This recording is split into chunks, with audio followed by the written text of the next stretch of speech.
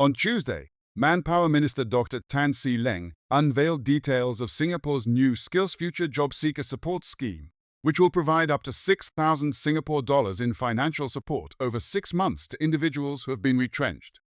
A heated discussion emerged on social media.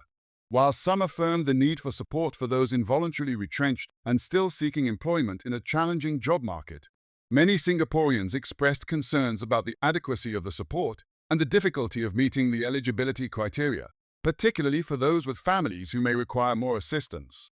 Notably, some netizens argued against including permanent residents in the scheme, contending that Singaporean citizens should receive priority for support, especially given the rising cost of living.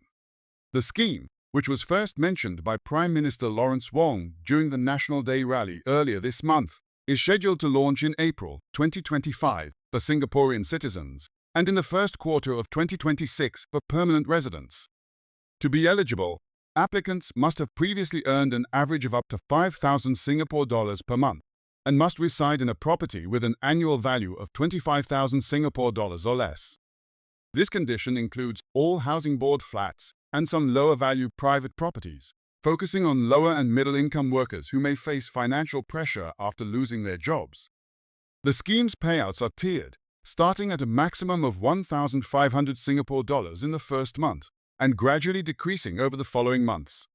The total payout will not exceed the individual's previous monthly salary, and payments will stop if the person finds new employment during the support period.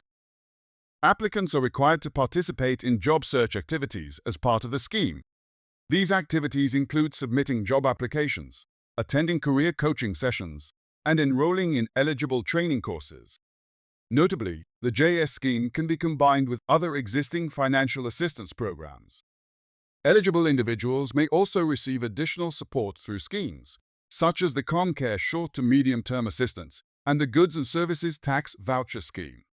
Those participating in full-time, long-form training under the SkillsFuture Level Up program or company attachments under WSG's Mid-Career Pathways program may receive extra training allowances.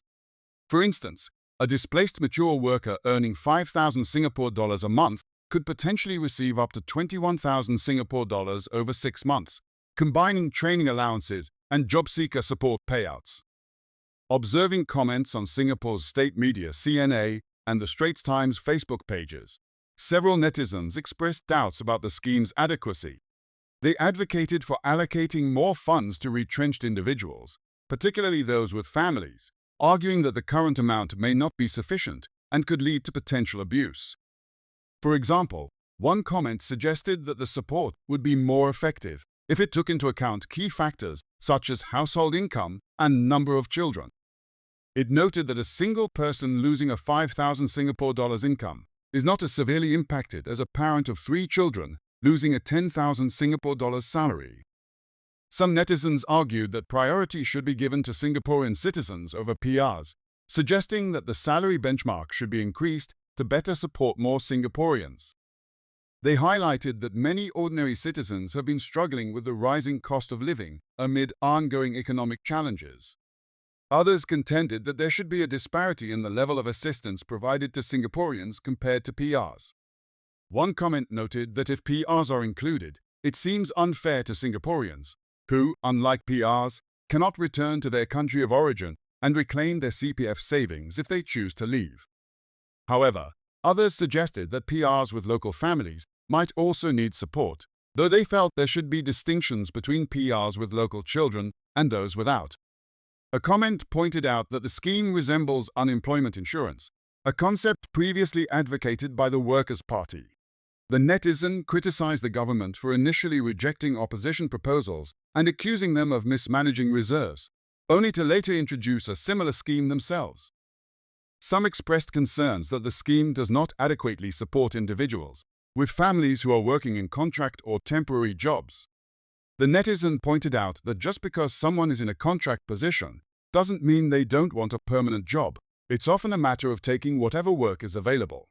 He emphasized the need for the scheme to be designed with a more nuanced understanding of people's circumstances, rather than a one-size-fits-all approach based strictly on policy and terms and conditions. A netizen suggested that the scheme should extend the unemployment support period beyond 12 months and lower the minimum employment period requirement. He argued that the current criteria might leave some people without the help they need, causing them to fall through the cracks.